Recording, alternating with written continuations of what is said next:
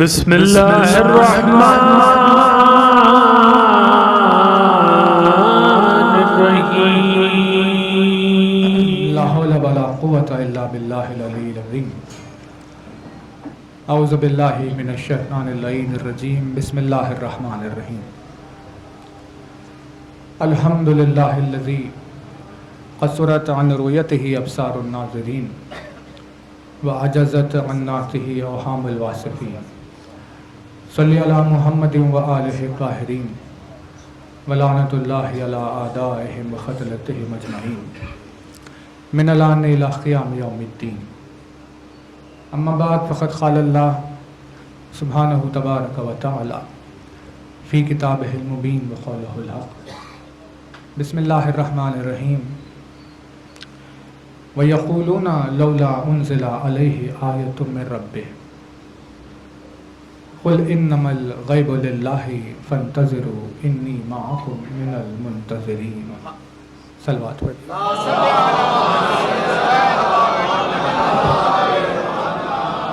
فرمایا صاحب اعظم الدرجات الفاظ نے، فرمایا مالک معجز نما انداز نے، فرمایا مولا کائنات امیر المومنین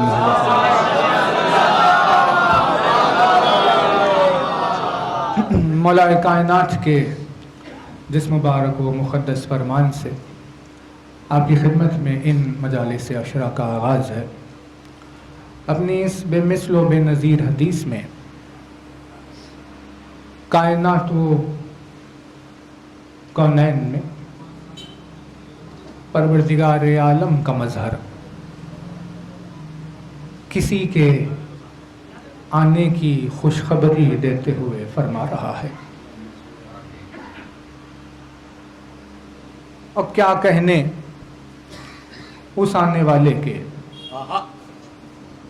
جس کے آنے کے تذکرے سے علی کے چہرے پہ آثار مسرت آ جائے۔ اللہ اکبر اللہ اکبر واہ واہ واہ واہ واہ واہ واہ واہ سبحان اللہ۔ کیا کہنے اس آنے والے کے جس کے آنے کی خوشخبری زبان علی سے دی جائے۔ علی علی علی علی سبحان اللہ۔ پروردگار عالم نے کائنات کے اس سلسلے کا آغاز کیا۔ آدم نے کہا میں دیکھو میں اللہ کا نبی ہوں، یعنی جب ان کی اولاد پھیلی وغیرہ تب، اور اس کی وحدانیت پر ایمان لاؤ، میں نبی ہوں میری نبوت پر۔ اور ان تمام تعلیمات کے درمیان آدم کا ایک جملہ کہ اور پھر اس پر بھی ایمان لے کر آؤ جو اس دنیا میں آخر میں آنے والا ہے۔ کہ میں اس سلسلہ نبوت کا پہلا ہوں اور وہ اس سلسلہ نبوت کا آخر ہوگا۔ آدم نے آمد رسول خدا کی خوشخبری دی، نوح نے اپنی زندگی میں پیغام توحید پھیلایا اور کہنے لگے وہ آنے والا ہے۔ میں انبیاء کے سلسلے میں اس مقام پر ہوں، وہ آخری نبی ہوگا۔ ابراہیم نے پیغام توحید پھیلایا اور کہا کہ اس توحید کے ساتھ میری نبوت کے ساتھ اس بات پر بھی یقین رکھ لو کہ وہ آنے والا ہے۔ سبحان اللہ۔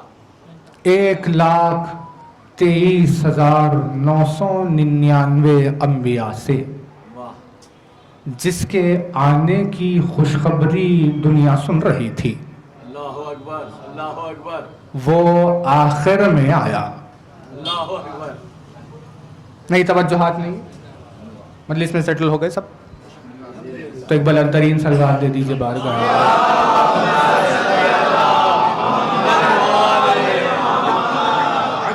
توجہات رہے 1,23,999 انبیاء سے جس کے آنے کی خوشخبری دی جا رہی تھی، اس طویل ترین مدت کے بعد آخر میں وہ آ گیا،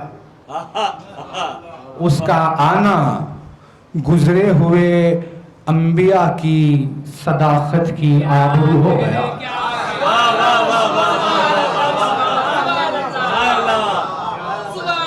اس کے آنے میں گزرے ہوئے تمام نبیوں کی زبان کو سچا ثابت کر دیا۔ یعنی صرف رسول کا آنا نہیں تھا، بلکہ انبیاء کی صداقت کی سند بھی ہونے والی تھی، انبیاء کی صداقت کی تصدیق بھی ہونے والی تھی۔ اور جب انبیاء کی صداقت کی تصدیق ہوئی کہ نبی کی زبان سچی زبان تھی، کہ جس کے آنے کا وعدہ کیا گیا تھا وہ آ گیا، تو اس کے آنے سے زبان نبی سچی ثابت ہو گئی۔ جیسے نبی کی زبان سچی ثابت ہوئی، ایمان توحید بھی سچا ثابت ہو گیا۔ اور جس کا اتنے طویل ترین عرصے سے ذکر ہو رہا تھا وہ آخر میں آ گیا، اور اس آخر میں آنے والے نے کہا کہ سب کی زبانی تم سن رہے تھے کہ میں آؤں گا، اور اب میں آخر میں آ گیا، تو پھر مجھ سے بھی سن لو کہ آخر میں وہ آئے گا۔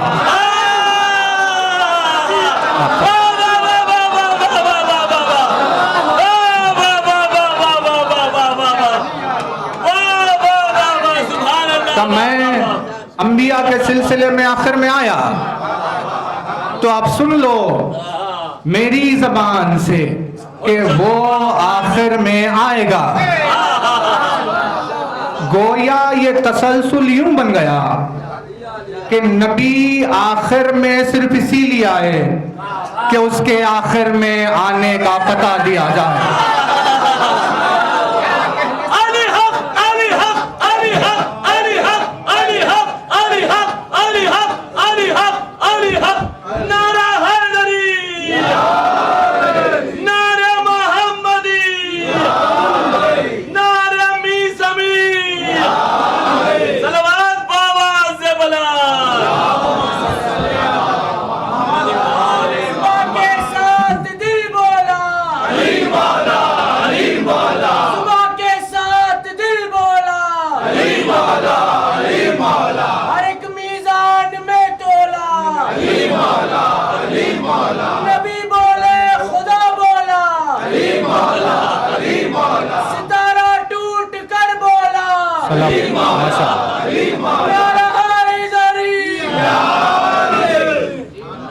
گویا یہ تسلسل یوں بن گیا کہ وہ آخر میں اسی لیے آیا کہ اس کے آخر میں آنے کا پتہ دے،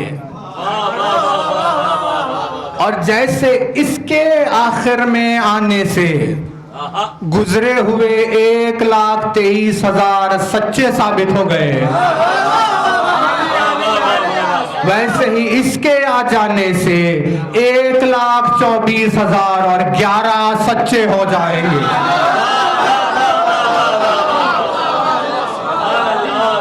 گویا یہ کہ اس کا اپنا آنا نہیں ہے، بلکہ اپنے ساتھ ساتھ 1,24,000 نبوتیں، 11 امامتیں، بے حساب ملکوتیں، 4 آسمانی کتابیں، اور 1 توحید کو لے کر آئے گا۔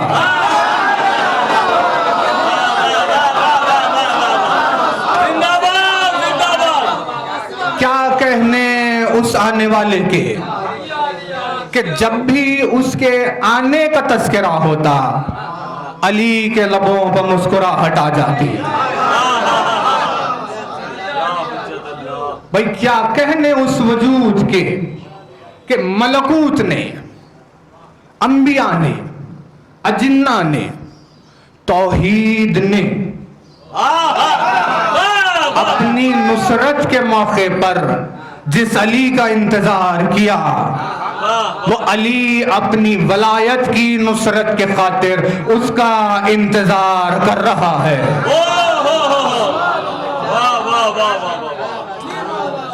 کیا کہنے اس آنے والے کی، یا حضرت جس کی خوشخبری زبان علی سے جاری ہو۔ مولا فرماتے ہیں کہ وہ جب آئے گا، بھئی دیکھیے قرآن نے ایسے الفاظ استعمال کیے، جب اور تب جیسے الفاظ۔ جب کو اذا کہتے ہیں، اذا ہے نا، جیسے مثال کے طور پر اذا الشمس کورت، جب سورج کو لپیٹ لیا جائے گا،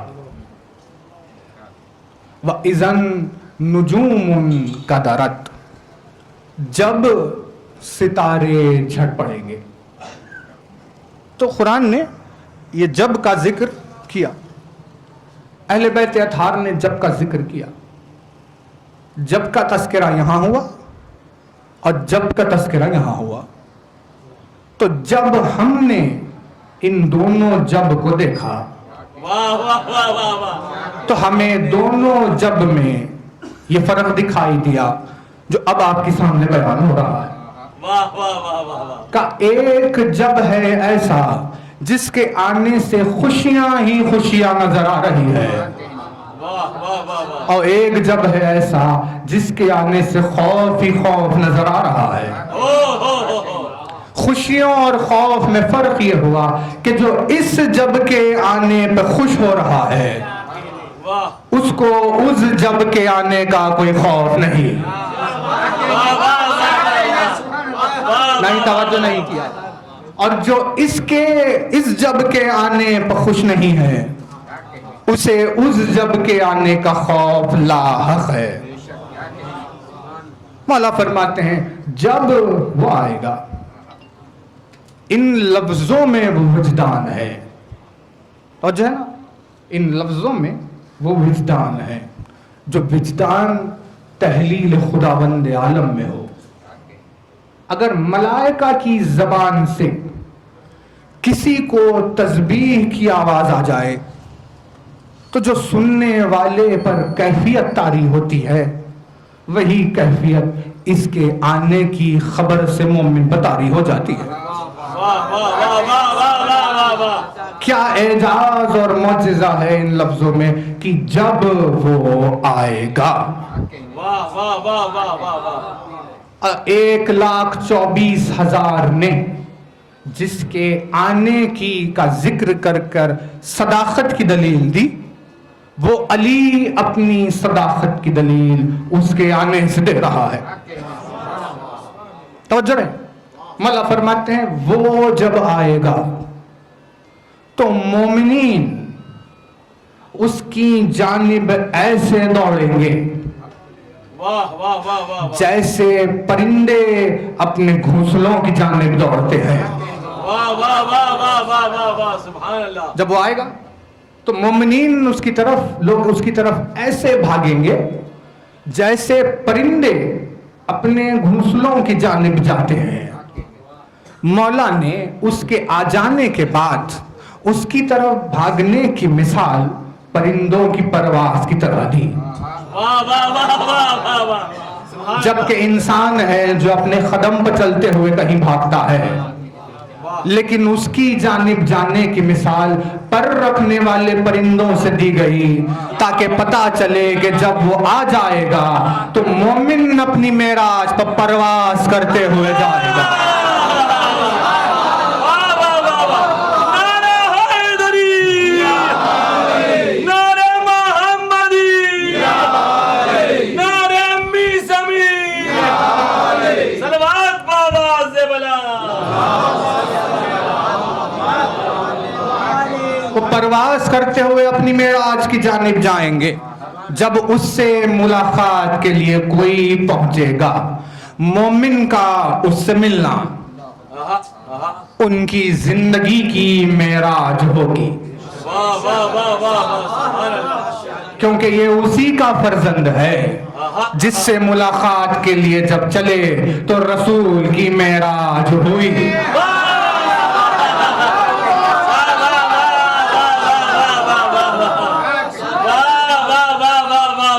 معراج رسالت ملاقات علی، معراج مومنین، ملاقات فرزند علی. کیا کہیں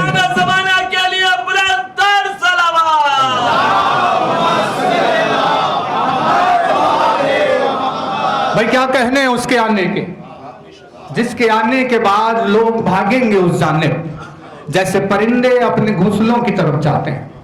ہم نے اس پر غور کرنے کی کوشش کی کہ مولا نے کیوں کر پرندوں کی مثال دی، تو کچھ ایک وجوہات سامنے آئے، جس میں سے ایک یہ ہے کہ پرندے دن بھر اپنی رزق کی تلاش میں پھرتے رہتے ہیں، دنیا کی ان تکلیفوں اور رنجشوں سے گزرتے رہتے ہیں، نہ جانے کتنی مصیبتوں اور اڑچنوں سے گزرتے جاتے ہیں، اور جب شام کے ڈھلتے ڈھلتے جب تھک ہار جاتے ہیں تو انہیں اپنا مسکن یاد آتا ہے،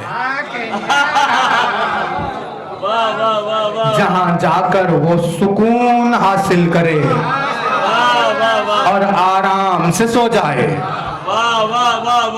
اس کے آنے کے بعد مومن کی مثال یہی ہوگی جو اس کے آنے سے پہلے کتنی ہی مصیبتوں سے دوچار تھا، لیکن جب وہ آئے گا تو ایسے دوڑے گا جیسے پرندہ سکون کی خاطر اپنے گھونسلے کی طرف دوڑتا ہے. کہا جب وہ آئے گا تو پرندوں کی مانند لوگ اس کی جانب جائیں گے. ہم نے پرندوں کی مثال پر غور کیا تو ہم نے ایک چیز اور دیکھی کہ پرندہ جب اپنے گھونسلے کی جانب جاتا ہے تو ادھر ادھر مڑتے ہوئے نہیں جاتا.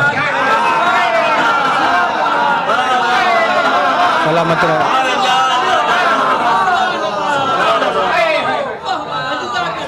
پرندے کو جب ارادہ ہو گیا کہ اپنے گھونسلے کی طرف بڑھنا ہے تو وہ ادھر ادھر مڑتے ہوئے نہیں جاتا، نہ اپنی مرضی سے ادھر ادھر نہیں مڑتا، نہ اسے اس کی ضرورت ہوتی ہے. بھئی انسان ایک الگ مخلوق ہے، ہمیں جانا ہے یہاں، لیکن کیونکہ ہم اڑ نہیں سکتے اس زمین پر چلتے ہیں، اسی لیے مجبور ہے راستے کے ہونے پر.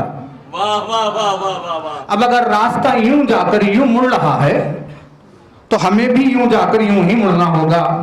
ہم سیدھے اپنی منزل کی طرف نہیں جا سکتے کیونکہ ہم زمین پر رہتے ہیں، لیکن پرندے کیونکہ ہوا میں اڑتے ہیں اسی لیے انہیں مڑ کر جانا نہیں ہوتا، وہ سیدھے اپنی مقام پر پہنچ جاتے ہیں. یعنی پرندے جب اپنے گھونسلے کی طرف آتے ہیں، جس راستے کو اختیار کرتے ہیں اس راہ کو کہتے ہیں صراط مستقیم.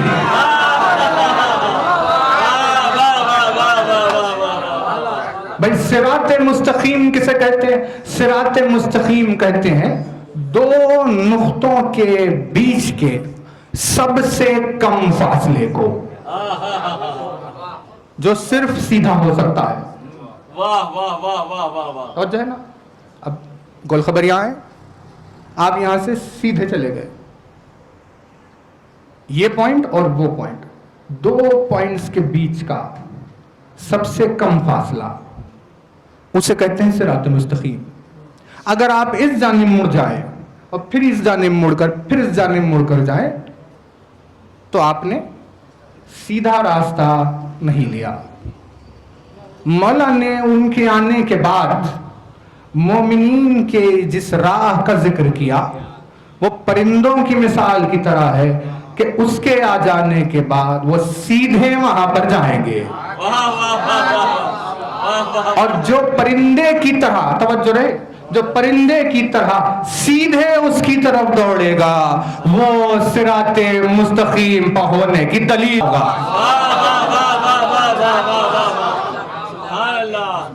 جو سیدھے اس جانب جائے گا وہ صراط مستقیم کی دلیل دے رہا ہوگا کہ بھائی سامنے آیا اور سیدھے وہاں پہنچ گیا. اب جو سیدھے وہاں تک پہنچا تو وہاں پہنچنے کے بعد سیدھے وہاں سے وہاں پہنچ گیا. اسی لیے اللہ نے کہا کہ مجھ تک آنے کے لیے صراط مستقیم تلاش کرو. جو سیدھا راستہ میری طرف لے کر آئے. اگر یہاں وہاں سے ہوتے ہوئے کوئی مجھ تک پہنچنے کی کوشش کرے گا تو یہ دنیاوی راستے کی طرح نہیں ہے کہ گلیوں سے ہوتے ہوئے اپنی منزل پر پہنچ جائے. کیا لطیف اشارہ ہے. یہ صراط مستقیم ہے کہ اگر ہٹ جائے اپنے راستے سے تو پھر کبھی منزل تک نہیں پہنچے گا. سب انتظار کر رہے ہیں اپنی توحید کو حاصل کرنے کا کہ کب وہ آئے گا اور کب صراط مستقیم پر ہم چلیں گے. مومنین کی ایک کیفیت قرآن مجید نے بیان کی. نماز میں وہ دعا کرتے اور دوران نماز دعا کرتے ہوئے کہتے ہیں اہدنا الصراط المستقیم، کہ اے میرے پروردگار تو مجھے صراط مستقیم کی ہدایت فرما. توجہ ہے نا، یعنی مجھے بتا کہ صراط مستقیم کہاں ہے، میری رہنمائی کر کہ صراط مستقیم کدھر ہے، میری ہدایت فرما تاکہ میں صراط مستقیم تک پہنچ جاؤں. میں توجہ ہے نا، اہدنا صراط المستقیم، تو ہدایت فرما. اے بھائی تو ہدایت فرما، یہ کہنا ہی دلیل ہے کہ بندہ ہدایت یافتہ ہے، کیونکہ دعائیہ کلمات گمراہ کی زبان سے جاری نہیں ہوتے. وہ دعا کر رہا ہے، قرآن مجید پڑھ کر قرآن نے اسے سکھایا کہ تو ہدایت کی دعا کر. اب اس دعا کو کرنے والا اگر جستجو اور کوشش نہ کرے تو اس کی دعا کا کوئی مطلب نہیں ہے نا، کیونکہ دعا کوشش سے جڑی ہوئی ہوتی ہے، بغیر کوشش کے دعا نہیں. بھائی مثال کے طور پر آپ ایگزام لکھنے جا رہے ہیں، گھر سے باہر نکل گئے، گاڑی پر سوار ہوئے، اب سیدھے سینٹر پہنچیں گے، ایگزامینیشن سینٹر، لکھنا ہے ایگزام امتحان.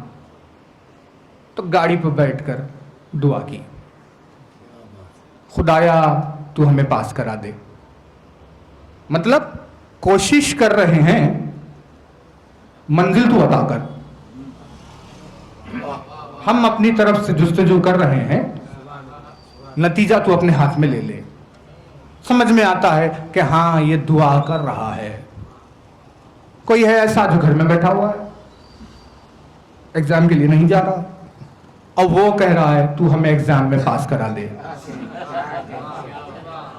تو خداوند عالم اس سے کہے گا تو جا تو صحیح، تو اگر جائے گا تو ہم پاس کرائیں گے. یعنی تو نے کوئی جستجو کی ہی نہیں تو پھر دعا کرنے کا مطلب کیا ہوا. ویسے ہی اہدنا الصراط المستقیم ایک دعا ہے کہ خدایا تو ہمیں صراط مستقیم کی ہدایت فرما، ہمیں سیدھے راستے پر قائم رکھ، ہمارے لیے جو سیدھے راستے پر قائم رکھ، اسی پر ہمارے قدموں کو آگے بڑھاتے رہ. کہا یہ دعا اس کی زبان سے بالکل بے فیض ہے جس نے آئی ہوئی اس راہ کو اب تک طے کیا ہی نہیں، جو صراط مستقیم کی 11 منزلوں سے گزر گیا ہے وہ دعا یہ کرے کہ 12ویں تک ہماری ہدایت فرما.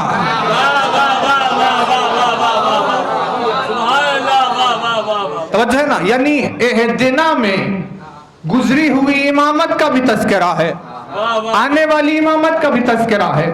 اسی لیے وہ جو امامت کے قائل نہیں وہ اسی ترجمے میں لگے ہوئے ہدایت فرما، کیونکہ اب تک راستے پر آئے ہی نہیں ہیں، لیکن جو راستے پر ہے کھڑے ہوئے وہ کہہ رہے ہیں اسی راہ پر بخاخی رکھ تب تک کہ جب تک کہ ہم 12ویں تک پہنچ نہ جائے.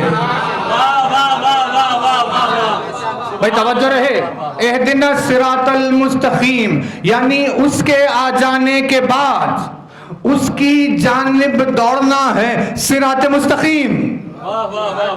نہیں توجہ نہیں کر رہے، اس کے آنے کے بعد اس کی جانب دوڑنا ہے صراط مستقیم، اور اس کے آنے سے پہلے ان 11 کے راستے پر کھڑے رہنا ہے صراط مستقیم.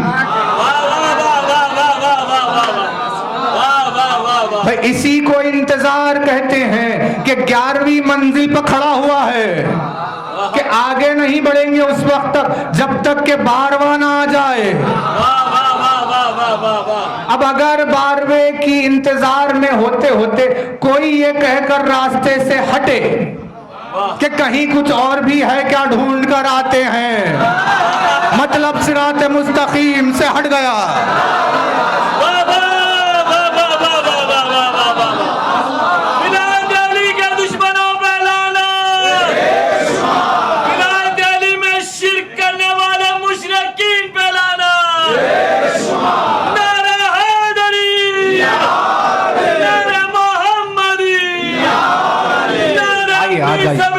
آگے آ جائیے، آ جائیے، تھوڑی جگہ دے دیجیے.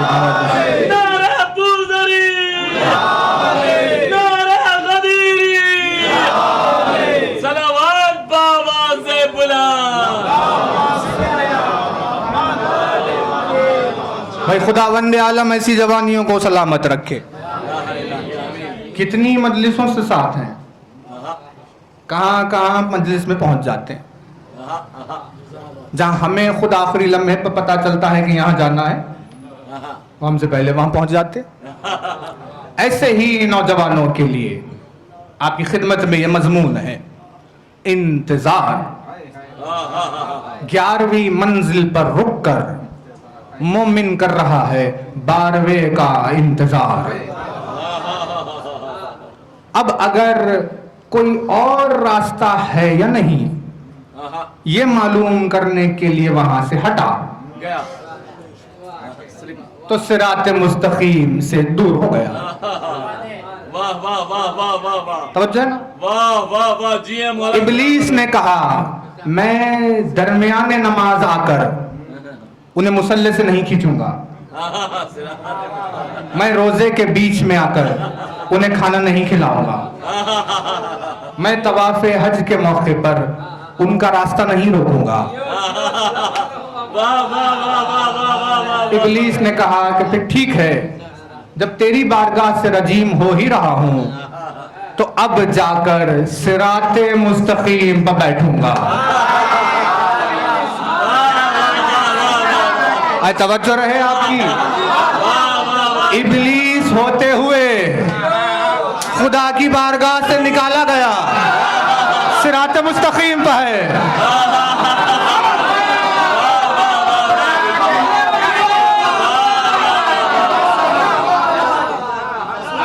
ابلیس ہوتے ہوئے بیٹھا ہوا صراط مستقیم پہ ہے. کیا مقابلہ کریں گے وہ گنہگار لوگ اس ابلیس سے؟ ابلیس کہے گا جو بھی کیا ہو، کتنا ہی بڑا گنہگار ہو، تھا صراط مستقیم پر بیٹھا ہوا. بھئی توجہ ہے نا. مکر و فریب کو آپ اس کے ایمان کی طرف نہ لے لیں کہ بھئی وہ صراط مستقیم پر بیٹھا ہوا. کہ صراط مستقیم پر بیٹھا ہے اس نیت سے کہ صراط مستقیم پر آنے والوں کو روکے، اور سیدھی راہ پر بیٹھا ہوا ہے. ایک سٹریٹ راستہ جا رہا ہے یہاں سے وہاں، پرندے ہیں اڑتے ہوئے اس جانب چلے. راستے میں بیٹھ گیا کہ کہاں جا رہے ہیں آپ؟ کہا ہم جا رہے ہیں سیدھے جہاں یہ راستہ لے جائے. کہا ایسے سیدھے جانے سے کیا فائدہ، تھوڑا سا ادھر مڑ کر چلے جائیے. توجہ ہے نا. یہ جو مڑنا ہے بس صراط مستقیم سے ہٹنا ہے. اب صراط مستقیم سے ہٹنے کے بعد وہ کہے جا رہا ہے اہدنا الصراط المستقیم، تو اس کا کوئی نتیجہ نہیں نکلے گا. تو اب یہ نتیجہ آپ کے حوالے ہے کہ جو بھی اس آنے والے کے انتظار سے لوگوں کو روکے گا یا لوگوں کی توجہات کو اس آنے والے سے ہٹ کر کسی بھی رخ کی طرف موڑے گا، وہ ابلیس کی طرح صراط مستقیم پر بیٹھا.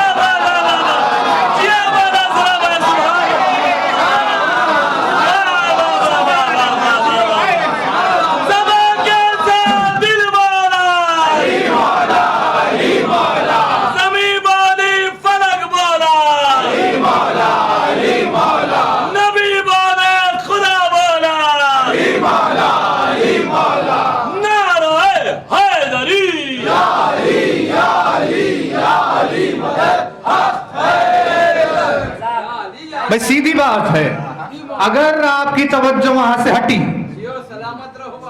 تو ہٹانے والا ابلیس ثابت ہو گیا، جو صراط مستقیم سے ہٹ کر الگ الگ راستے بتا رہا ہے۔ آپ یہاں سے بھی پہنچ جائیں گے، آپ یہاں سے بھی پہنچ جائیں گے، آپ یہاں سے بھی پہنچ جائیں گے۔ خداوند عالم نے کہا اس کے علاوہ مجھ تک آنے کا کوئی راستہ نہیں۔ مومنین کی مثال، توجہ رہے، مومنین کی زندگی میں ہم جو آپس میں ایک دوسرے سے مومنین سے جو ملتے ہیں، ان مومنین کی مثال راستے پر کھڑے ہوئے یا راستے پر چلنے والے ان لوگوں کی طرح ہے کہ جن سے جب پوچھا جاتا ہے کہ بھئی منزل کہاں ہے تو وہ سیدھے اشارہ کر کے بتاتے ہیں کہ یہ راستہ سیدھے وہیں جاتا ہے۔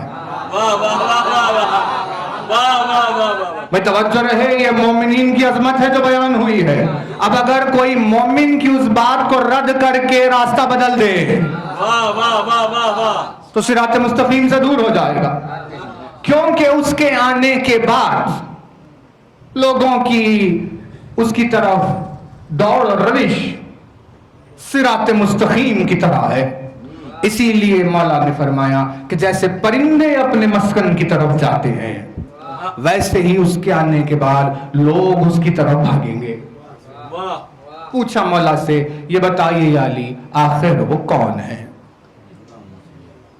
کہا اس کے ہزاروں القاب ہے، اس کے کئی سارے نام ہیں، جن میں سے ایک اس کا لقب ہے منتظر۔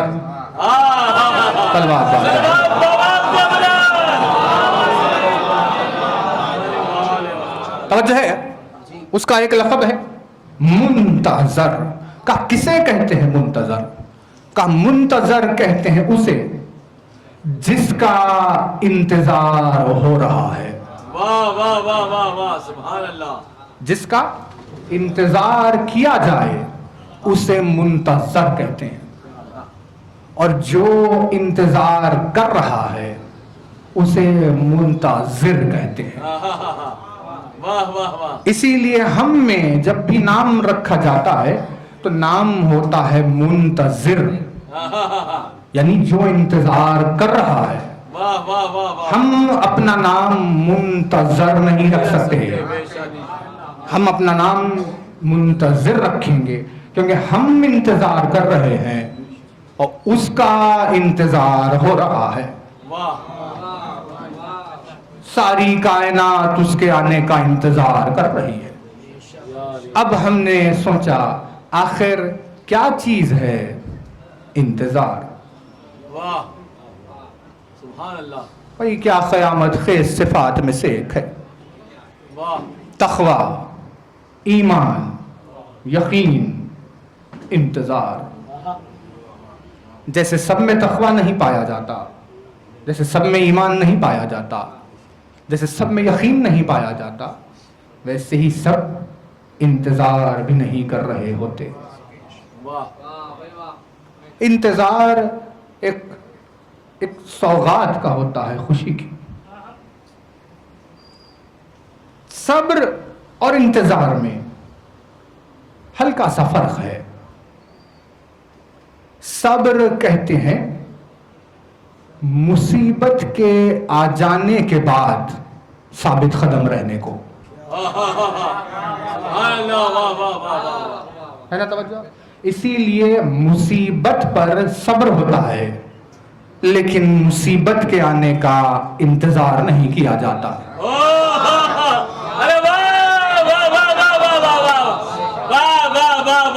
توجہ رہے، ڈیفینیشن ہے انتظار کا کہ صبر کسے کہتے ہیں؟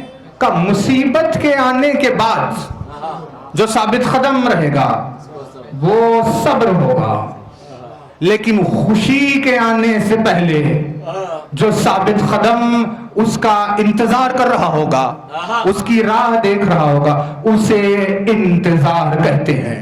واہ واہ واہ واہ، کیا ڈیفینیشن ہے، واہ واہ واہ واہ واہ، سبحان اللہ۔ مصیبت کا انتظار نہیں ہوتا، خوشی کا انتظار، خوشی کا انتظار ہوتا ہے۔ مصیبت پر صبر ہوتا ہے، خوشی پر صبر نہیں ہوتا۔ واہ، یعنی لفظ انتظار یہ بتا رہا ہے کہ وہ جب آئے گا تو خدا کے قہر و جلال سے زیادہ اس کے رحم و کرم کا مظہر ہوگا. بھائی قرآن نے اعلان کیا بقیت اللہ خیر لکم ان کنتم مؤمنین. اللہ نے جسے باقی رکھا وہ تمہارے لیے خیر ہے. جسے اللہ نے باقی رکھا وہ تمہارے لیے خیر ہے اگر تم مومن ہو تو. کہ مومن ہو تو خیر ہے اور مومن نہیں تو خیر نہیں. کہ خیر یہ لفظ صرف اس آخری کے ساتھ جڑا ہوا نہیں ہے بلکہ پہلے کے لیے بھی استعمال ہوا جب غدیر کے میدان میں آواز دی گئی حیا علی خیر العمل.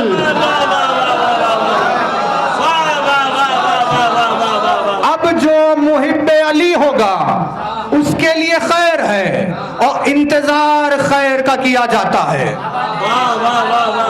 اور جو علی کا محب نہیں ہے اس کی خیر نہیں ہے.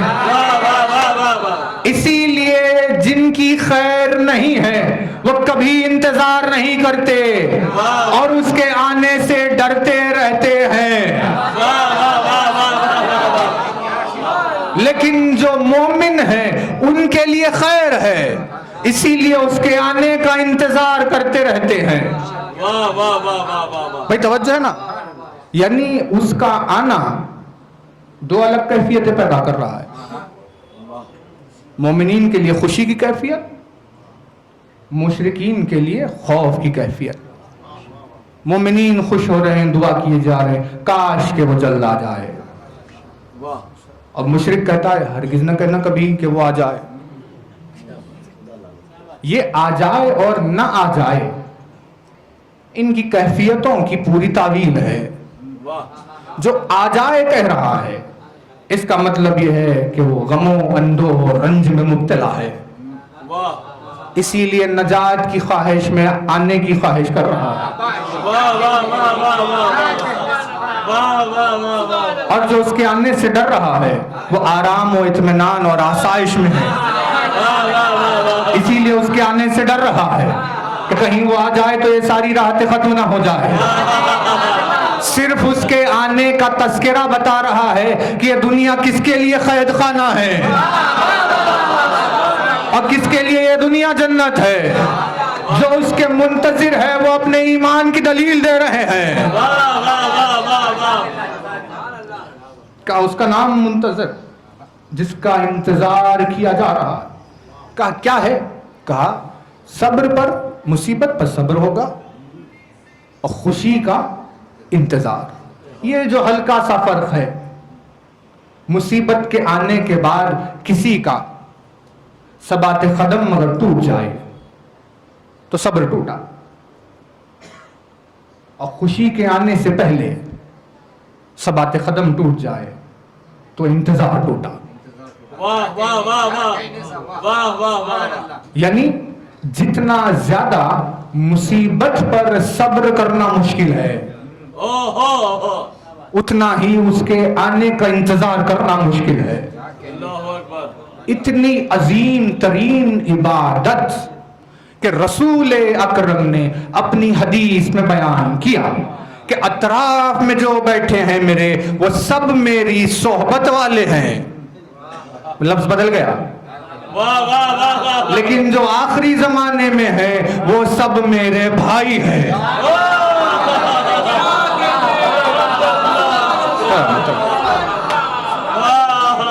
ایسے کیوں ہوگا؟ کیونکہ میرے ساتھ رہنا آسان ہے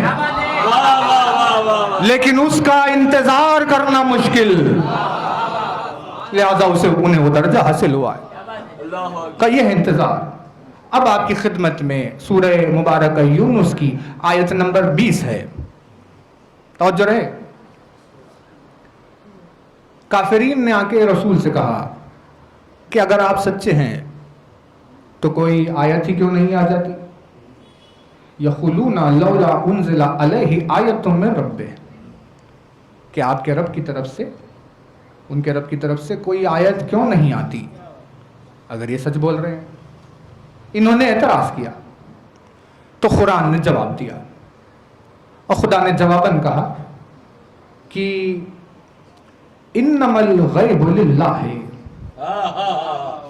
فانتظروا انی معکم من المنتظرین. اے میرے حبیب آپ ان سے یہ کہیے کہ جو ہماری آیت ہے وہ غیب ہے، لہذا تم اس کا انتظار کرو، لہذا تم اس کا انتظار کرو کہ تمہارے ساتھ ہم بھی اس کا انتظار کر رہے ہیں.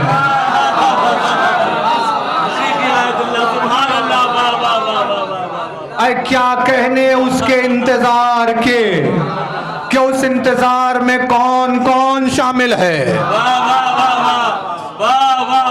اس کے انتظار کا تذکرہ ہو رہا تھا کہ امام نے واقعہ شروع کیا اور فرمایا کہ آواز گونجی بزم ملکوت میں، ہے نا. دیکھیے لفظ غیب جو آیت نے استعمال کیا، فَقُلْ إِنَّمَا الْغَيْبُ لِلَّهِ، آپ ان سے کہیے کہ جو آیت ہے ہماری اللہ کی خاطر وہ غیب ہے. اس کے غیب پر بہت بحث ہوئی. بھائی غیب کا کیوں کر غیب؟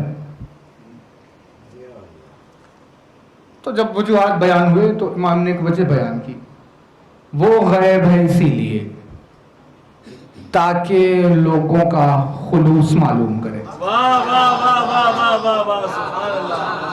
سبحان اللہ. کیا کرے؟ خلوص کو معلوم کرنے کی خاطر وہ غیب ہو گیا. کہ کیسے؟ کہ اگر سامنے ہو تو یا تو رحمت کی لالچ میں مومن ہوں گے،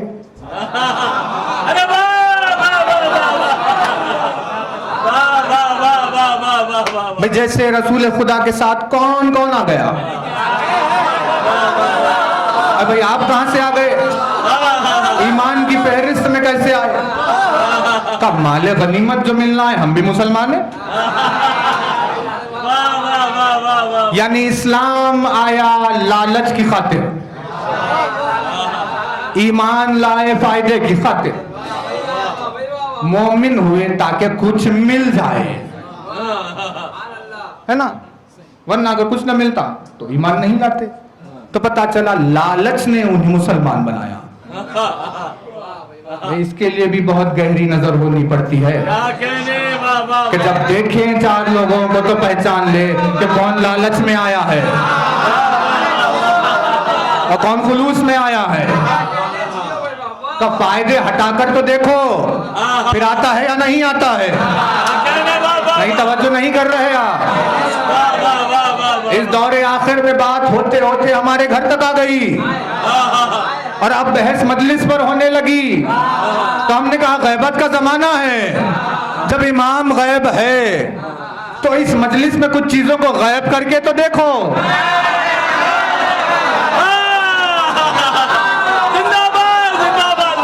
پتا تو چلے کہ وہ آئے گا یا نہیں.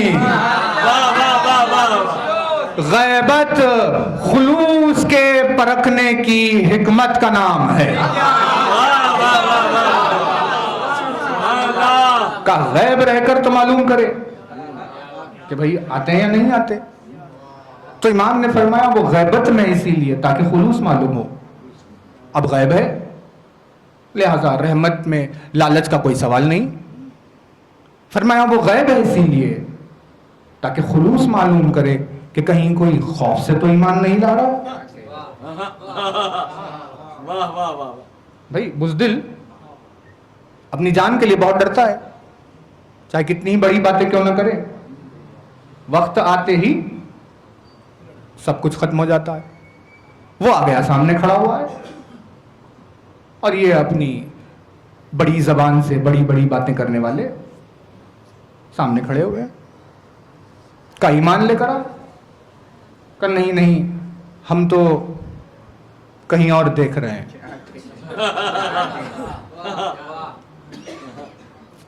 بھائی لفظ جو ہے کبھی کبھی جوہر کی طرح ہو جاتا ہے. واہ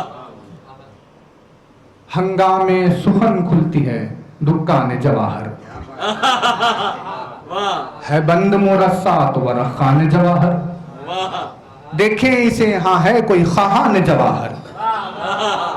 بینائے رخومات ہنر چاہیے اس کو, سودا ہے جواہر کا نظر چاہیے اس کو. واہ واہ واہ واہ واہ واہ. ہے نا, ایمان لے کر کہا نہیں ہم تو کہیں کہیں دیکھ رہے ہیں.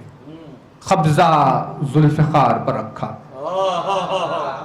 بس اس ہاتھ کا ذوالفقار کی جانب بڑھتے ہوئے کیا دیکھا, کہنے لگے لا الہ الا اللہ محمد رسول اللہ علی ولی اللہ. نہیں توجہ نہیں کیا آپ نے.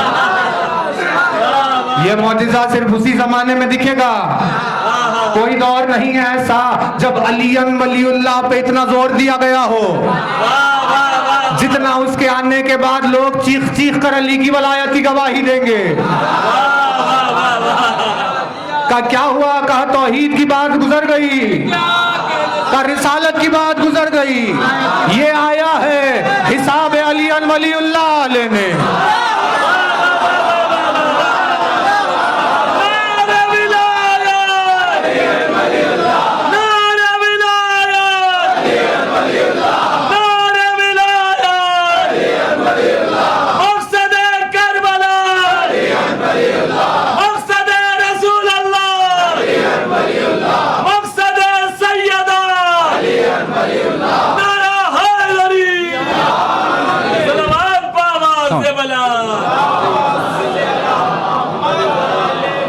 قبضے پہ کیا ہاتھ گیا, دو لہجے الگ تھے, لا الہ الا اللہ محمد الرسول اللہ. قبضے پہ ہاتھ دیکھا تو کہے علی ولی اللہ. جس چیز کی زبان کو عادت ہی نہیں تھی اس کلمے پہ بلند بانگ ہو گئے. اس کے آنے کا معجزہ ہے. اسے پردہ غیب میں اللہ نے رکھا تاکہ لوگوں کے خلوص کو پرکھے کہ لالچ میں اور خوف میں تو کہیں مومن نہیں ہو رہے. تو لہٰذا اس کے خاطر اللہ نے اسے پردہ غیب میں رکھا, کیونکہ اب غیبت میں جو اس پر ایمان رکھ رہا ہے نہ لالچ کی وجہ سے نہ خوف کی وجہ سے. بس توجہ رہے, الفاظ ہے آپ کے حوالے. علی کے چاہنے والوں کی بڑی عظمت ہے. مولا نے فرمایا میرے پروردگار میں تیری عبادت نہیں کرتا جنت کی لالچ سے, میں تیری عبادت نہیں کرتا جہنم کے خوف سے, میں تیری عبادت کرتا ہوں اسی لیے کیونکہ میں نے تجھے مستحق عبادت پایا ہے. میری عبادت میں لالچ و خوف شامل نہیں ہے, میری عبادت صرف خلوص ہی خلوص ہے. یہ علی کا جملہ, اور آج علی کے چاہنے والے جو اس کا انتظار کر رہے ہیں تو خلوص کی وہ دلیل دے رہے ہیں جس میں وہ شریک فعل امیر المومنین ہو گئے.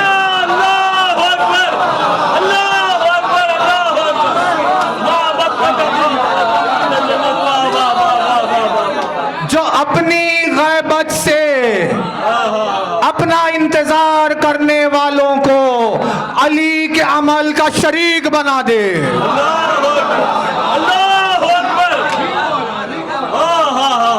جو اپنی غیبت سے اپنے چاہنے والوں کو عمل علی کا شریک بنائے, وہ جب ظاہر ہو جائے گا تو کیا کرے گا؟ غیبت کا انتظار کرو اس کے ظاہر ہونے کا. اور یہ غیبت اکیلی غیبت ہے, ایک غیبت, صرف اکیلی تنہا غیبت جس کی یہ خاصیت ہے. کیونکہ قرآن نے کہا دیکھو تم غیب پر اگر ایمان نہیں رکھتے تو تقویٰ نہیں, تقویٰ نہیں, یہ کتاب تمہارے لیے ہدایت نہیں. ہدی للمتقین الذین یؤمنون بالغیب, ہدایت متقین کے لیے جو غیب پر ایمان رکھتے. اب غیب پر ایمان نہ رکھنے سے تقوی کے دائرے سے باہر, تقوی کے دائرے سے باہر, ہدایت قرآن سے باہر. واہ یعنی جو غیبت پر ایمان نہیں رکھتا وہ قرآن کو سر پر اگر لے کر اپنی زندگی گزار دے تو اسے ہدایت نہیں ملے گی، کیونکہ قرآن ہادی ہے غیب پر ایمان رکھنے والوں کی۔ لیکن یہ غیبت اکیلی ہے، کیونکہ غیب کی بحث میں آپ جب اتریں گے تو غیب کسے کہتے ہیں؟ جو آنکھوں سے نظر نہ آئے وہ غیب جنرل سینس ہے، لیکن غیب حقیقی غیب اسے نہیں کہتے۔ آنکھوں کو ہوا نہیں دکھ رہی، لیکن جب چلی تو ہاتھوں کو محسوس ہو گیا، چہرے کو محسوس ہو گیا ہوا آ رہی ہے۔ 5 حواس خمسہ میں سائٹ کے لیے غیب، ٹچ کے لیے حاضر، آواز دکھائی نہیں دے رہی، کانوں میں پڑ رہی ہے۔ آنکھوں کے لیے غیب، کانوں کے لیے ظاہر ہے نا۔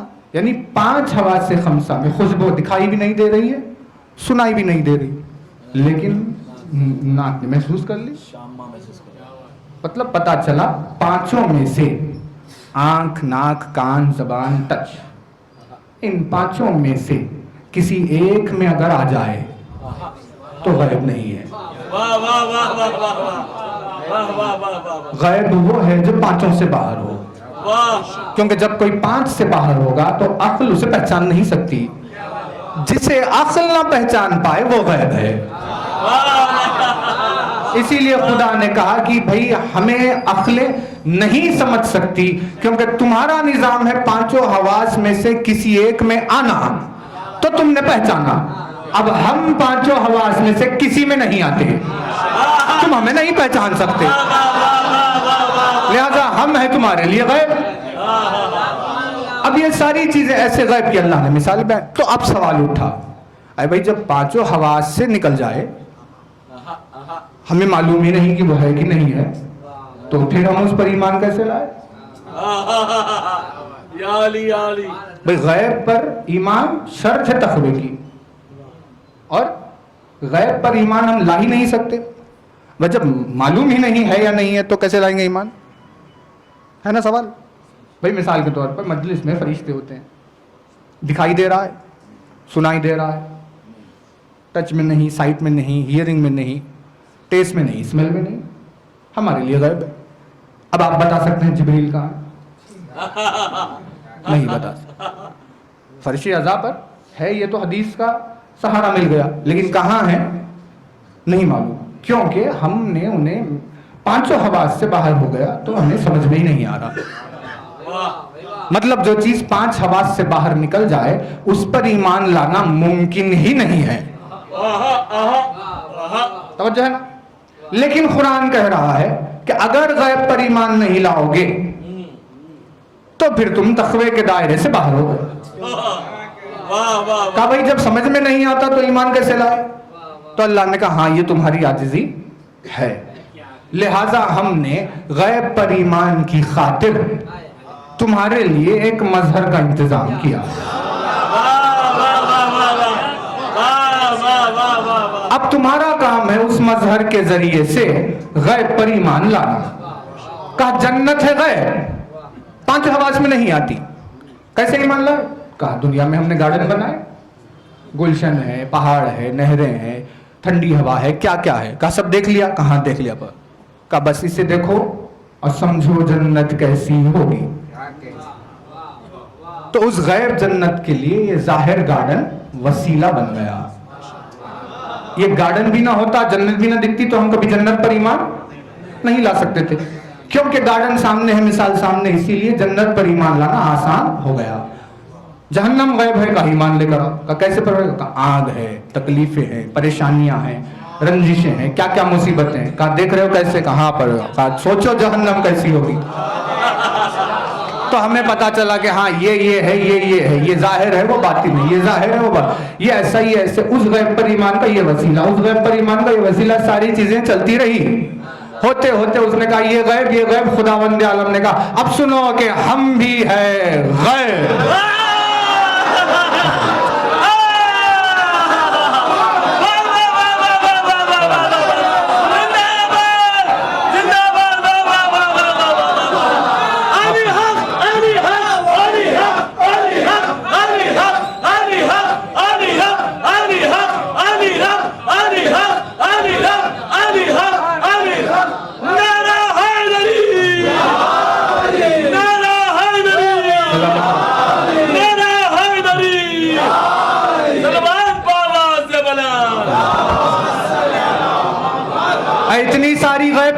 ایمان لے کر آئے, وسیلے سامنے تھے اور ذریعہ بن گیا کہ غیبت پر ایمان ہو گیا.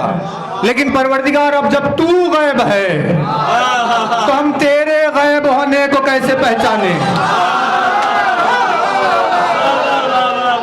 تو اس نے کہا یہ گلشن جنت کے غیب ہونے کی دلیل, یہ آنکھ جہنم کے غیب ہونے کی دلیل, ویسے ہی یہ ہزاروں دلائل تمہارے سامنے رکھے ہیں اب تاکہ ہماری غیبت کو پہچانو. اسی لیے ہم نے اپنی حجت کو رکھا پردہ غیب. بس توجہ رہے. دیکھیے یہ اکیلا ہے, ایسا اکیلا. گلشن سامنے ہے, آگ سامنے ہے, جنت پیچھے, دوزخ پیچھے. ظاہر یہ, باطن وہ. جس کسی نے بھی کسی باطن پر ایمان کی کوشش کی اسے ظاہر ہونا پڑا.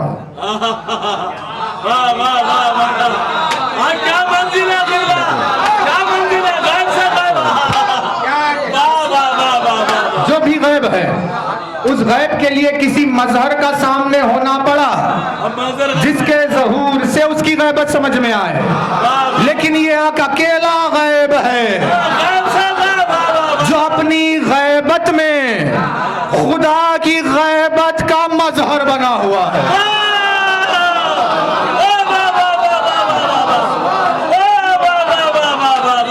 بھئی اکیلا غیب ہے جو غیب اور مظہر ایک ساتھ ہے. علی مظہر خدا ہے لیکن علی سامنے ہے, مظہر ہے غیب نہیں ہے. حسن مظہر خدا ہے, حسن سامنے ہے, مظہر غیب نہیں, کیونکہ مظہر اور غیب ایک دوسرے کی ضد ہے, ایک جگہ جمع نہیں ہوتی. یہ اکیلا ہے ایسا جو خود غیب ہے اور غیب کا مظہر ہے.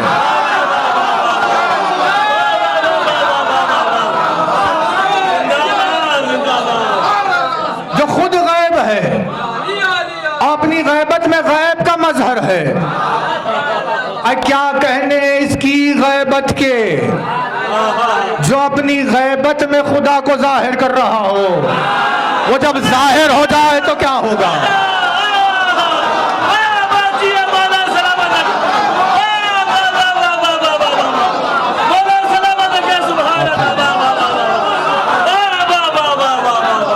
جو اپنی غیبت میں خدا کو ظاہر کر رہا ہو وہ جب ظاہر ہو جائے تو کیا ہوگا؟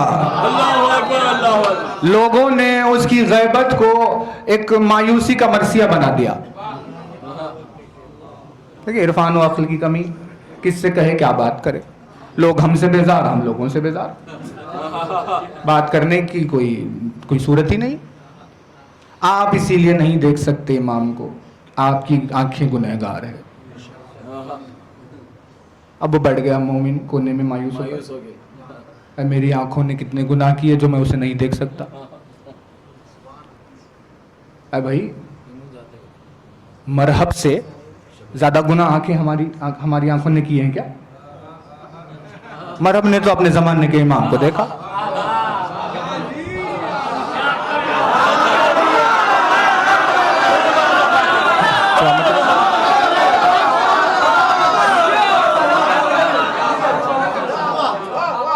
بھائی کربلا میں حسین کو کیسے کیسے اشقیاء نے نہیں گھیر لیا.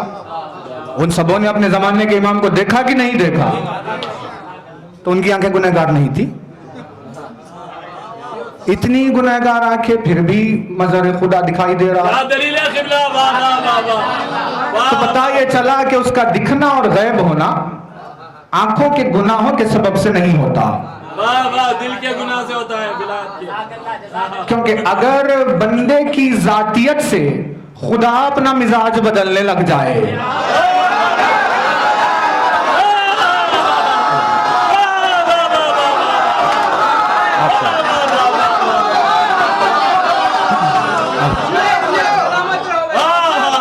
بھائی بادل چھائے ہوئے ہیں, کبھی بھی بارش ہو سکتی ہے. بارش کی گرتی ہوئی بوند کو دیکھ کر آپ پوچھیں اپنے آپ سے, کیا ہمارے گناہ بارش کے ہونے کی صورت پیدا کر سکتے ہیں؟ ہرگز نہیں. ایسے گناہوں میں انسان ملوث ہے لیکن پھر بھی بارش ہو رہی ہے. واہ واہ واہ واہ واہ واہ. کیونکہ رحمت خدا کیا ایگزامپل ہے. بندوں کے عمل کی وجہ سے نہیں بدلتی. واہ واہ واہ واہ. بھائی سجدہ کیا ہو یا نہ کیا ہو کھانا تو پہنچائے گا. واہ واہ واہ واہ. کافر کوئی مل رہا. ایسا نہیں ہے کہ تو نے آج سجدہ نہیں کیا لہذا کھانا بن. یہ انسان کر سکتا ہے، کائنات و کونین کا خالق نہیں کرتا. واہ واہ واہ واہ واہ. تو جب اس کی توحید کا مزاج گناہ کی وجہ سے نہیں بدلتا تو اس کا مظہر بھی وہی ہے. بے شک بے شک. جو گناہوں کی وجہ سے دیدار کو نہیں روکتا واہ واہ واہ واہ واہ. بلکہ وہ تو گنہگار کے سامنے آ جاتا ہے واہ. تاکہ گنہگار آنکھیں اسے دیکھے اور اس کے چہرے کے نور کو دیکھ کر جب رونے لگے تو اس کی معصیت کو، اس کے سیئات کو حسنات سے بدل کر اسے حر بنا دے.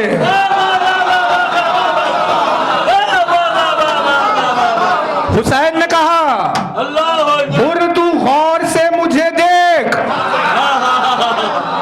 نہیں توجہ نہیں کر رہے. کہ تو گناہگار ہے تو مجھے نہیں دیکھ سکتا. یہ مزاج امام نہیں ہے.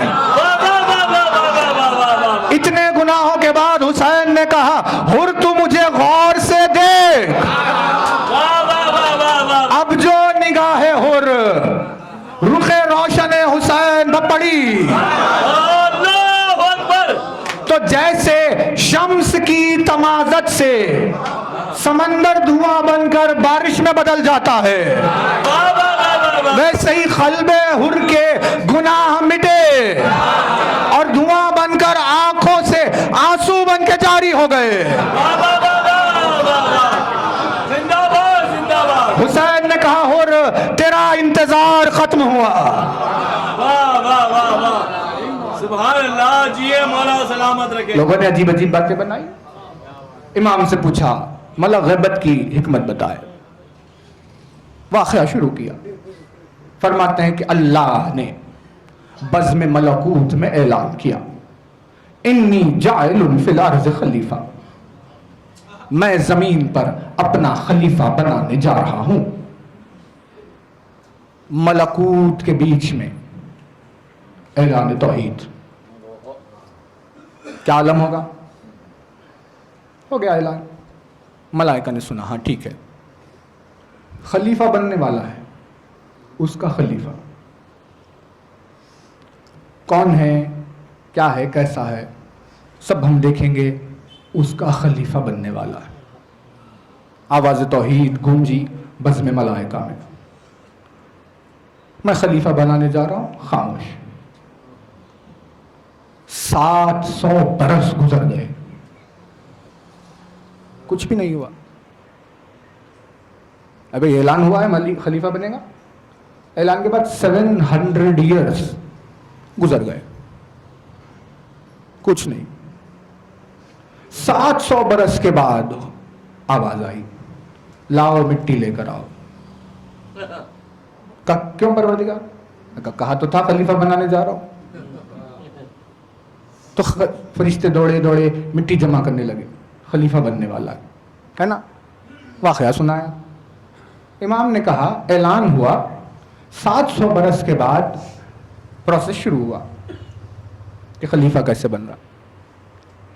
ان 700 برس کے طویل ترین عرصے میں 700 ایئرس کے اتنے طویل عرصے میں ایک لمحہ بھی نہیں تھا ایسا جب ملائکہ نے سمجھا ہو شاید خلیفہ بننے کا پلان ڈراپ ہو گیا ہے.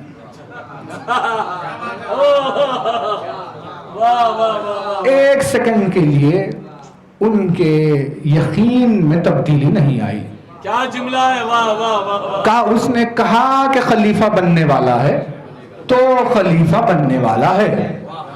ہم کچھ نہیں کر سکتے سوائے انتظار.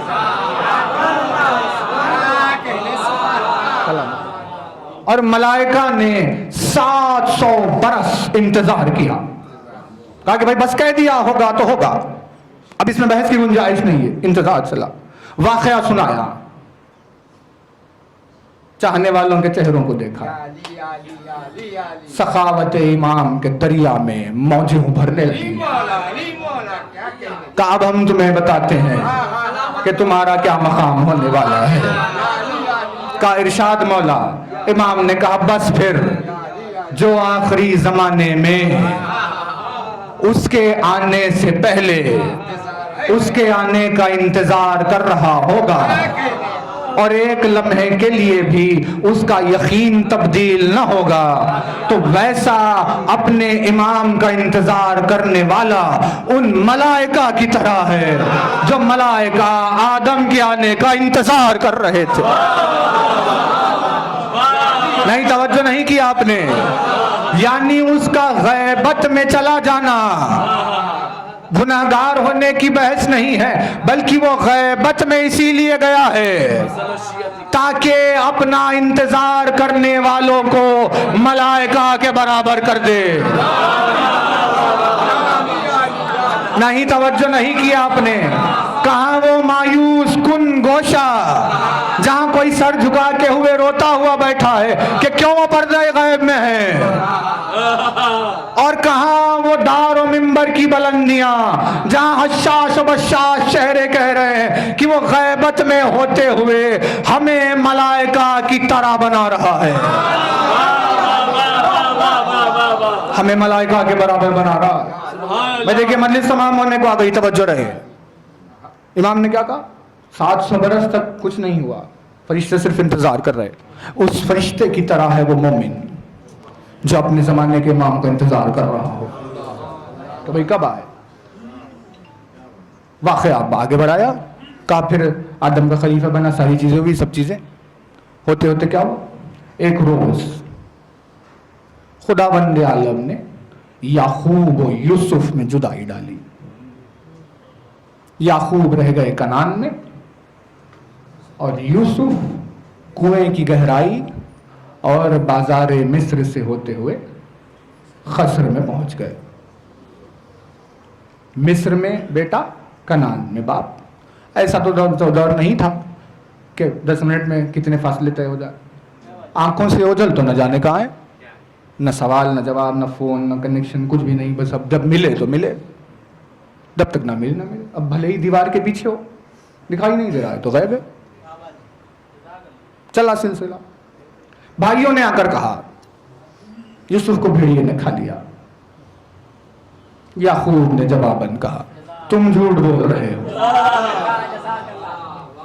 یعقوب نے کہا مجھے پتا ہے میرا یوسف زندہ ہے، مرضی خدا ہے کہ میری اس کی جدائی ہو جائے، لیکن اس کے ملنے تک میں انتظار کروں گا۔ خدا کا ایک نبی خدا کے دوسرے نبی کا انتظار کر رہا ہے۔ بھائیوں نے لاکھ کوشش کی کہ یقین دلائے کہ بھیڑیے نے یوسف کو کھا لیا، لیکن یعقوب نے کہا ہو نہیں سکتا ہرگز، وہ میری آنکھوں سے بھلے ہی غائب ہے، وہ زندہ ہے، میں اس کا انتظار کر رہا ہوں۔ واقعہ یہاں تک پہنچا، امام کی نگاہ چاہنے والوں کے چہروں پر پڑی، سخاوت دریائے سخاوت امام جوش مارنے لگا۔ امام نے کہا ہم تمہیں بتاتے ہیں اس کی علت کیا ہے۔ تو اب جیسے زمانے آخر میں کوئی اپنے امام کے آنے کا انتظار کر رہا ہو، وہ اس یعقوب کی طرح ہے جو ملاقات یوسف کا انتظار کر رہا ہے۔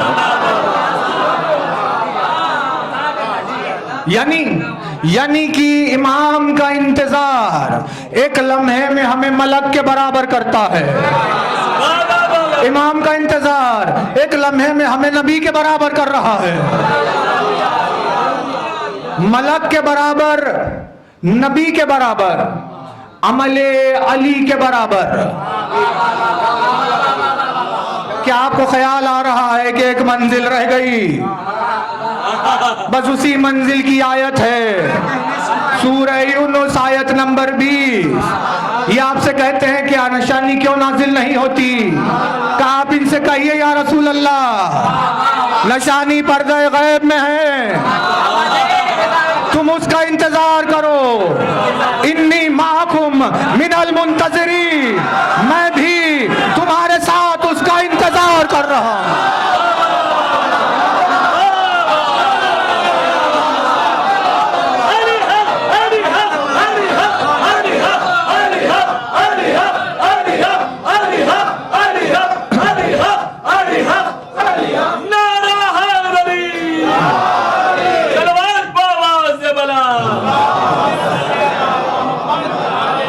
بس اب از روئے قرآن ہم نے جو دیکھا تو 3 اعمال ہمیں ملے ایسے جس میں لا شریک شریک ہو جاتا ہے.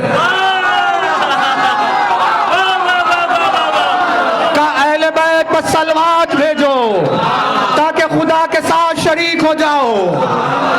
دشمنان اہل بیت پر لعنت بھیجو تاکہ خدا کے ساتھ شریک ہو جاؤ. اپنے زمانے کا انتظام کا انتظار کرو تاکہ خدا کے ساتھ شریک ہو جاؤ. اے توجہ رہے، جو اپنی غیبت سے ہمیں لا شریک کا شریک بنائے وہ اگر ظاہر ہو جائے گا تو کیا ہوگا؟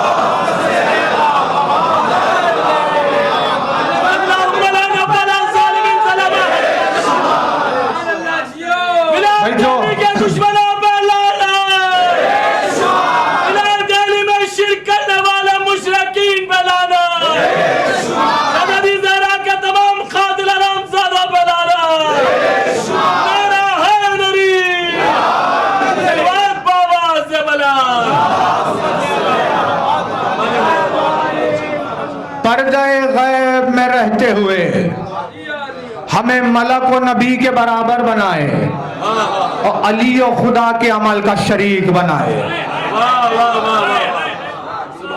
پردہ غیب میں ہو کر ہمیں وہاں پہنچائے.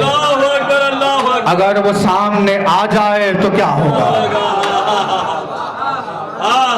اسی لیے ہر کوئی اس کے آنے کی خواہش نہیں رکھتا. اس کا انتظار شرف مومنین ہے.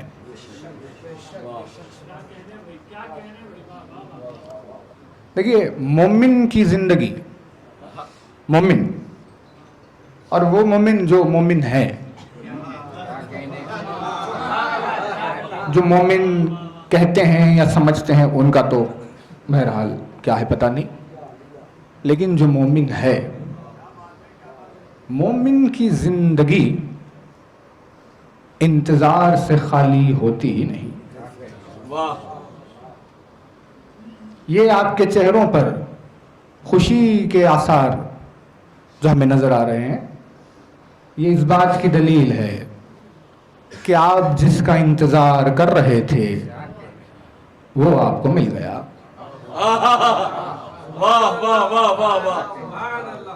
مومن کی گزرتی ہے یوں سانس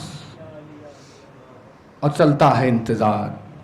اے کاش کہ ماہ محرم پھر سے ہمیں دیکھنے مل جائے.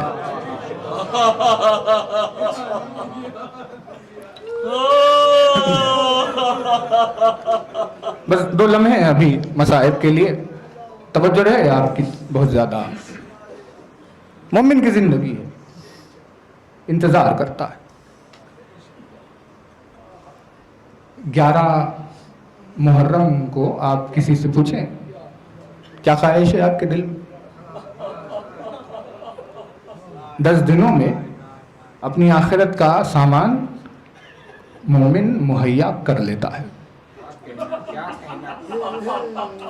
10 روز بھئی ایک آنسو پر جنت واجب ہو جائے, اسے رونے کے لیے 10 دن مل گئے, اسے اب جنت کی کیا پرواہ, اس نے تو منزل کو پا لیا. اب جب پا لیا ہے منزل کو تو اب کیا, آپ کا کچھ نہیں. ایسے ہی ہونا چاہیے. آپ 11 کو پوچھئے کیا چاہتے ہو, کہ ایک محرم اور ہماری زندگی میں آ جائے.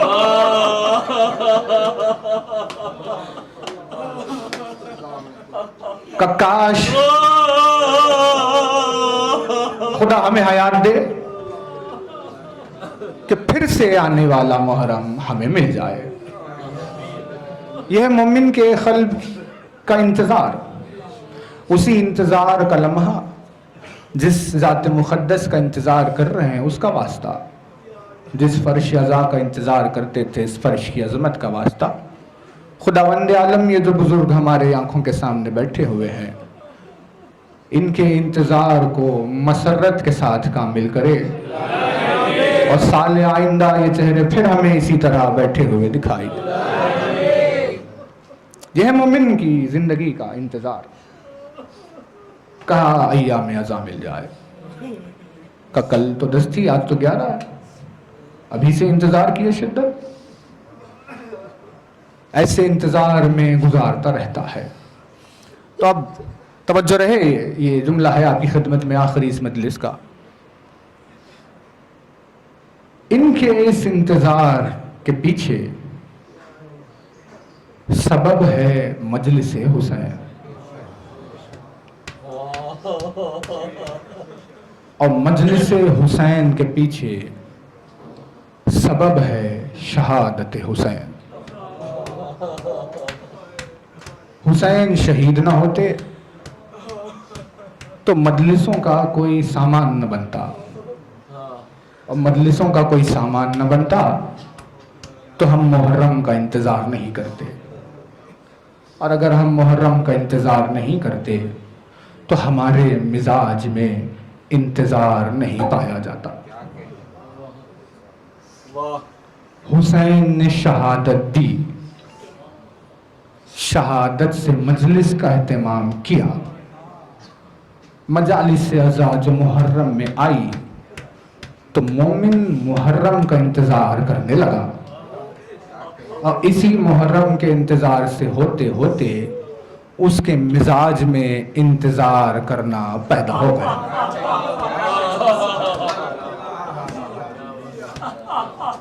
بس تمہید ختم ہوئی. اگر نگاہ عرفان و مودت سے کوئی دیکھے تو روز عاشور لشکر یزید کے سامنے جو حسین تنے واحد کھڑے ہوئے تھے, تو اس عالم میں حسین کی نگاہوں میں صرف 2 مقصد تھے. ایک مقصد اول کے لیے تھا, ایک مقصد آخر کے لیے تھا. عاشور کے روز حسین نے خیام جو کیا تو 2 نعمتوں کو اپنی نگاہ میں رکھے ہوئے تھے, ایک ولایت علی اور ایک انتظار منتظر.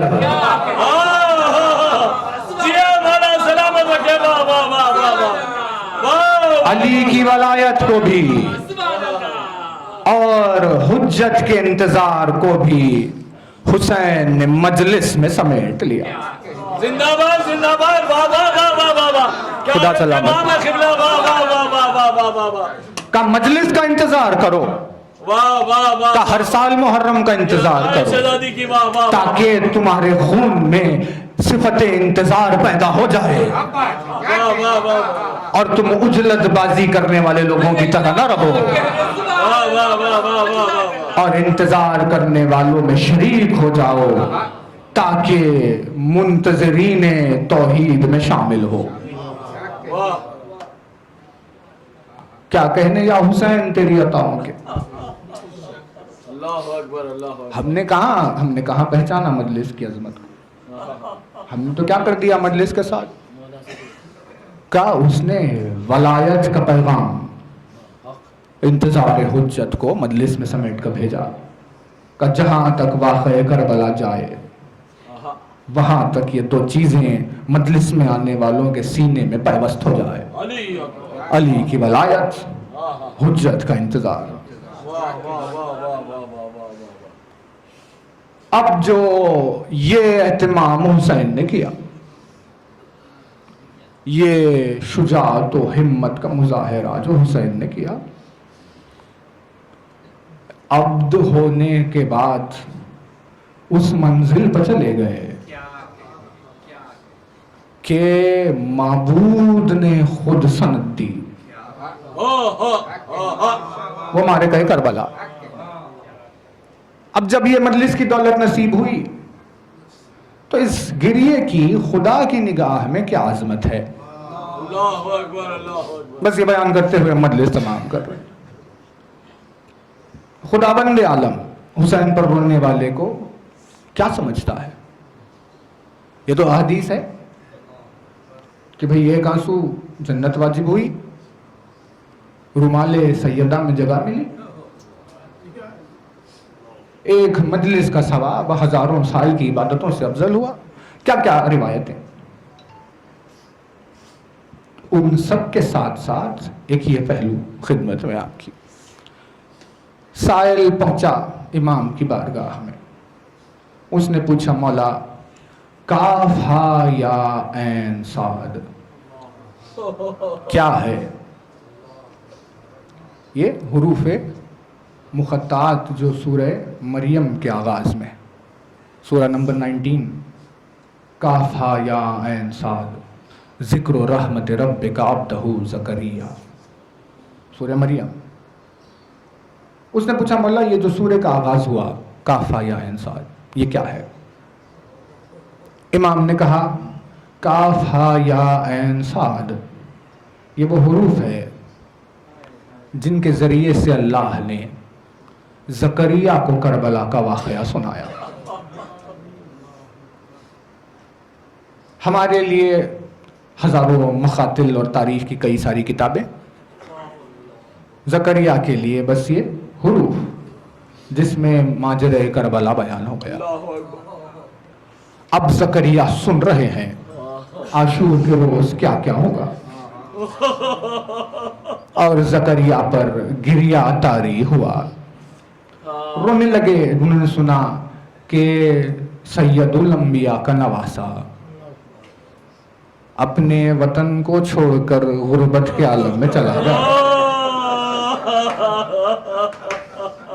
پردیس کے صحرا میں اس کا محاصرہ کیا جائے گا. اس کے گھر والوں کو، اس کے بچوں کو خنجروں، نیزوں اور بھالوں سے ڈرایا جائے گا. گھوڑوں کی ٹاپوں کی دھمک سے ان کے دلوں کو دہلایا جائے گا. کہا حسین سید الانبیاء کا وہ غریب نواز ہے کہ جس پر پانی بند ہو جائے گا،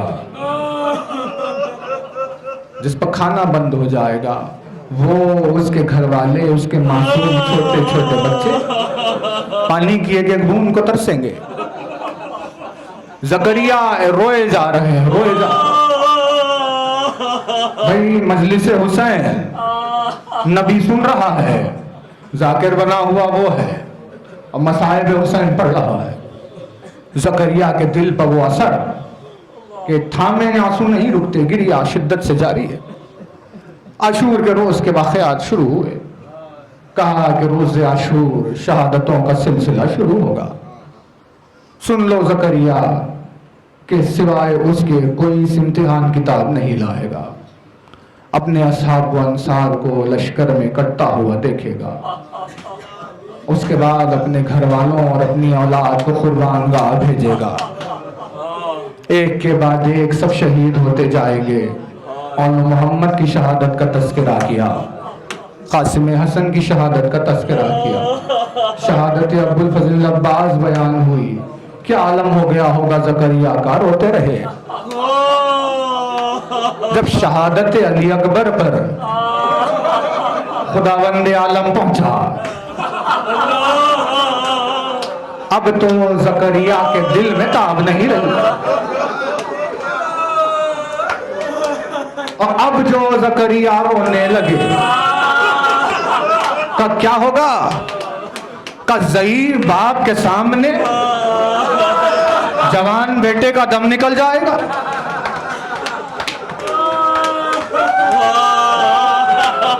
کہ جس بات کی یہ کیفیت ہو کہ کمر خمیدہ ہو گئی ہے، آنکھوں میں دھواں چھا گیا ہے، اطراف میں کوئی مدد کرنے والا نہیں ہے، وہ اس تنہائی میں اپنے جوان بیٹے کے سرانے ہوگا۔ اب جو روئے زکریا تو کئی ساعت تک روتے رہنے کے بعد زکریا نے محسوس کیا کہ زکریا تم علی اکبر کی شہادت پر ٹھیک سے رو نہیں پا رہے۔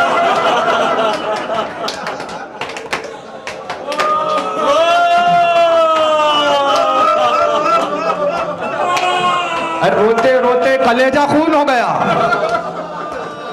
لیکن زکریا کہہ رہے ہیں کہ نہیں، تم ٹھیک سے نہیں روئے زکریا، تم نے علی اکبر پر رونے کا حق ادا نہیں کیا۔ تو جب یہ ایک شرمندگی، ایک خیال جو زکریا کے سینے میں رہ گیا، تو زکریا نے دعا کی کہ خدایا میں تیری بارگاہ میں دعا کرتا ہوں کہ تو مجھے ایک بیٹا عطا فرما، اور وہ بیٹا میری زندگی میں میری آنکھوں کے سامنے قتل ہو جائے، اور میں اسے قتل ہوتا ہوا دیکھوں اور محسوس کروں کہ جوان بیٹے کے قتل ہو جانے سے باپ کے دل پر کیا گزر جاتی ہے، اور جب یہ احساس آئے تو پھر میں حسین پر روؤں۔ اللہ نے زکریا کی دعا کو قبول کیا اور انہیں یحییٰ عطا کیے گئے۔ یحییٰ اپنی زندگی میں قتل ہو گئے، زکریا کی حیات میں یحییٰ کا قتل ہوا، ضعیف باپ کی زندگی میں جوان بیٹے کا قتل ہو گیا۔ زکریا نے محسوس کیا، اچھا جوان بیٹے کے قتل ہونے پر دل پر یہ گزر جاتی ہے۔ اب علی اکبر کو یاد کر کر کے رونے لگے۔ یہ واقعہ تمام ہوا، زکریا بھی نبی ہے، یحییٰ بھی نبی ہے، ایک نبی نے دعا کی، ایک نبی دنیا میں آیا، بس مجلس حسین تمام ہوئی۔ اللہ کو حسین کی غربت پر رونا کتنا زیادہ پسند ہے کہ اگر اسے گریے کے خاطر، آنکھ سے نکلنے والے آنسوں کے خاطر اگر نبی کا خون بہ رہا ہے تو اللہ نے کہا یحییٰ کا خون بہ جائے تاکہ گریہ حسین میں اضافہ ہو۔ اے خدا جانے وہ کیسا غریب ہوگا جس پر رونے کے اہتمام میں نبی کے خون کو اللہ نے جائز کرا۔